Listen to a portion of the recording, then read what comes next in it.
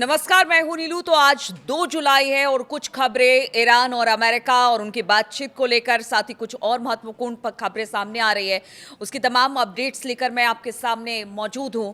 तो बड़ी खबर आ रही है, ईरान के विदेश मंत्री सैयद अब्बास अराक्ची ने इजरायल के रक्षा मंत्री इजराइल काट्ज के बयान की कड़ी आलोचना की है और जबरदस्त गुस्सा हुए हैं। जी हां, अराक्ची ने चेतावनी देते हुए कहा कि ईरानी लोगों या फिर उनके नेतृत्व के खिलाफ किसी भी धमकी का तुरंत और जोरदार जवाब दिया जाएगा। ईरान के विदेश मंत्री सैयद अब्बास अराक्ची ने सोशल मीडिया प्लेटफॉर्म एक्स पर इजरायली मंत्री के इस विवादित बयान का जिक्र किया, जिसमें ईरान के सर्वोच्च नेता मुस्तफा खामनेई की मौत की बात उन्होंने कही थी। उनका कहना है कि आप होते कौन हैं और अगर इस तरह के बयान देंगे तो फिर इसका जवाब भी बहुत तगड़ा दिया जाएगा। अराक्ची ने एक्स पोस्ट पर कहा कि इस्लामाबाद समझौता ज्ञापन यानी कि MOU की शर्तें बिल्कुल साफ है और हर कोई उन्हें सार्वजनिक रूप से देख सकता है। अमेरिकी राष्ट्रपति डोनाल्ड ट्रंप ने अमेरिका की ओर से यह वादा किया था कि वो तेल अवीव में अपने सहयोगियों को काबू में रखेंगे। अगर वो अपने प्रमुख की बात नहीं मानते हैं तो फिर ईरान उन्हें सबक सिखाएगा। अराक्ची ने चेतावनी भरे लहजे में कहा कि हमारे लोगों और हमारे नेतृत्व के खिलाफ किसी भी तरह की धमकी का तुरंत और पूरी ताकत के साथ जवाब दिया जाएगा अगर वो चुप नहीं होते हैं तो अराक्ची के साझा किए गए पोस्ट के अनुसार एक बयान में ईरान के सर्वोच्च नेता मुस्तफा खामनेई के बारे में पूछे जाने पर इजरायली मंत्री काट्ज ने कहा था कि उनकी मौत तय है। उन्होंने ईरानियों को अच्छा व्यापारी बताया जो बातचीत में रियायतें हासिल करने की कोशिश कर रहे हैं और कहा कि इजरायल ईरान को परमाणु हथियार नहीं बनाने देगा।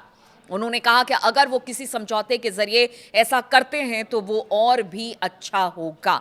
तो इस तरह की धमकी अब इजराइल की तरफ से मिल रही है। देखिए, इजराइल जो है वो हमेशा हमने देखा है कि किस तरह से बातचीत आगे बढ़ रही है अमेरिका ईरान के बीच, लेकिन एक छटपटाहट इजराइल के मंत्रियों में है, नेतन्याहू में भी ये छटपटाहट दिखाई दे रही है और इस वजह से इस तरह का बयान दिया गया है। और ईरान का कहना है कि अगर वो उनके सर्वोच्च नेता के बारे में कुछ कहेंगे तो फिर इसका जवाब भी जबरदस्त तरीके से दिया जाएगा। देखिए, ये विवाद ऐसे समय में सामने आया है जब अमेरिका और ईरान के बीच बातचीत का दौर चल रहा है।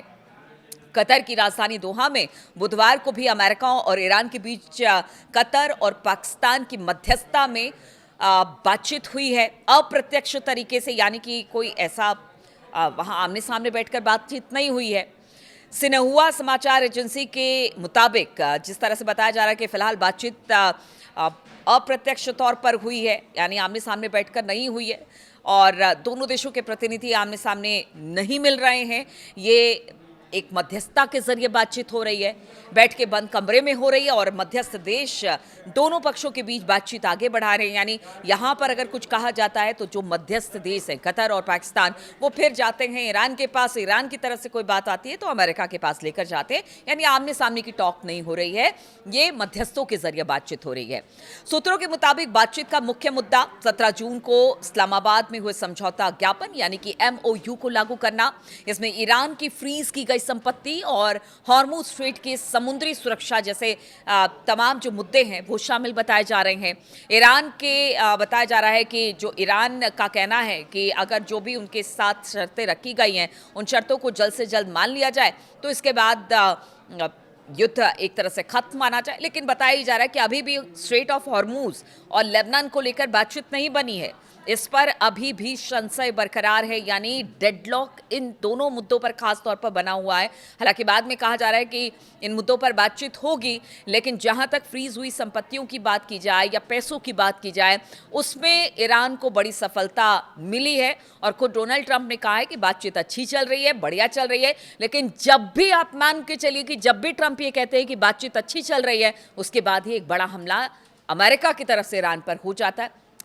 खैर, वो तो अलग बात है, अब वो देखना होगा कि बातचीत अच्छी कैसी होती है, कैसे आगे बढ़ती है। अब दूसरी बड़ी खबर आपको बताते हैं। तो ईरान के दिवंगत सर्वोच्च नेता अयतुल्ला अली खामनेई साहब की अंतिम यात्रा अब शनिवार यानी कि 4 जुलाई से शुरू होने वाली है और 9 जुलाई तक ये चलेगी और उसके बाद 9 जुलाई को उनको दफन किया जाएगा।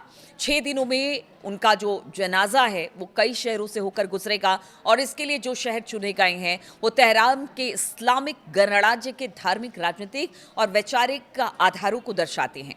तेहरान के अलावा कोम, करबला, नजफ और मशहद शहरों की शियाओं के बीच बहुत मान्यता है इन शहरों की, जिनका खास तौर से खामनेई के अंतिम संस्कार के लिए चुना गया है।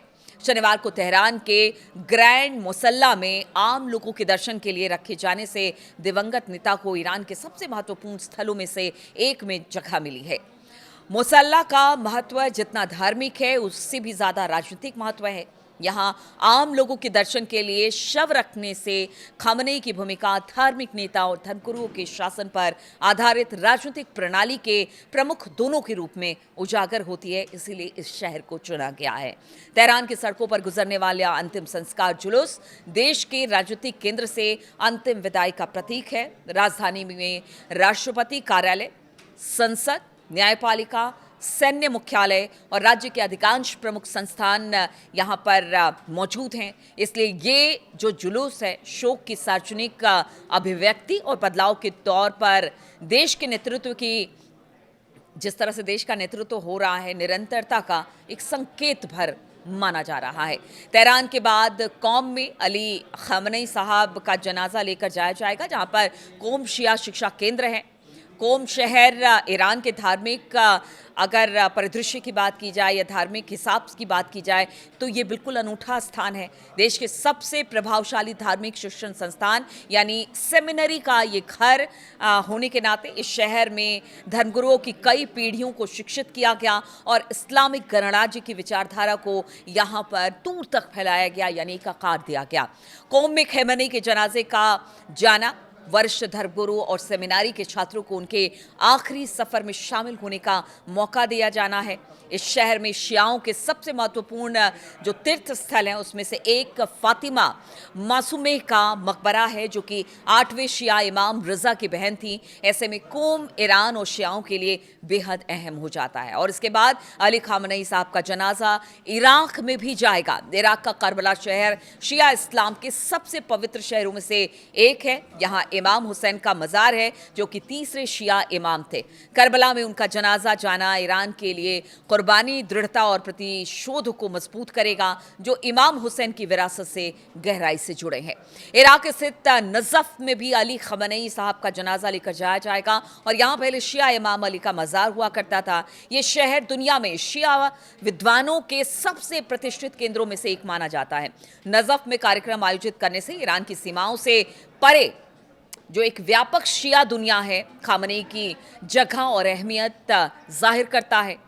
अली खामनेई की शव यात्रा का आखिरी चरण मशहद होगा। मशहद में अली खामनेई को दफन कर दिया जाएगा, यानी सुपुर्द खाक कर दिया जाएगा, जो ईरान का एक पवित्र शहर माना जाता है। यहाँ इमाम रजा का मज़ार है, जिस पर हर साल लाखों श्रद्धालु पहुँचते हैं। अली खामनेई साहब का जन्म मशहद में ही हुआ था और उन्होंने अपनी शुरुआती ज़िंदगी का बड़ा हिस्सा यहाँ बिताया था। तो आप समझिए कि ईरान के सबसे महत्वपूर्ण तीर्थ स्थल के तौर पर मशहद ऐसा माहौल देगा जो कह सकते हैं कि जो दिवंगत नेता हैं उनकी याद को शिया इस्लाम के सबसे सम्मानित स्थलों से जोड़ेगा।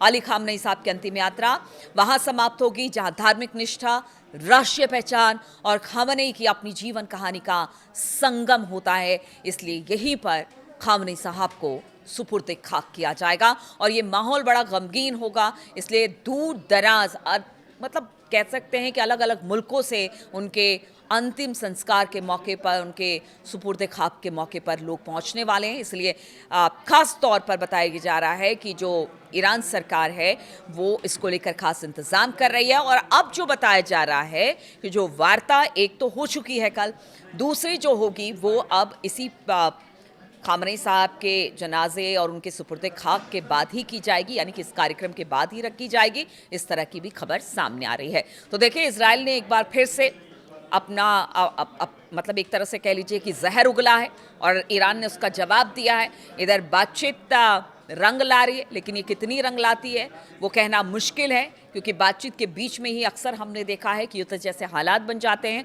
अब इस पूरे मामले और अलग-अलग जगहों पर जो ये तमाम चीज़ें हो रही हैं, उसको लेकर मैं अपडेट्स के साथ आपके साथ फिर से दोबारा जुड़ूँगी। फिलहाल बहुत-बहुत शुक्रिया आप सभी का मेरे साथ इस वीडियो में शामिल होने के लिए। अपनी राय ज़रूर दें और क्या सोचते हैं, क्या आपके दिमाग में चल रहा है, ख़ास तौर पर मिडल ईस्ट में जो इस वक़्त के हालात हैं, चाहे वो बातचीत को लेकर हो, युद्ध को लेकर हो, इज़राइल, ईरान या फिर अमेरिका को लेकर हो, ज़रूर अपनी राय और कमेंट दें। बहुत-बहुत शुक्रिया मेरे साथ जुड़ने के लिए।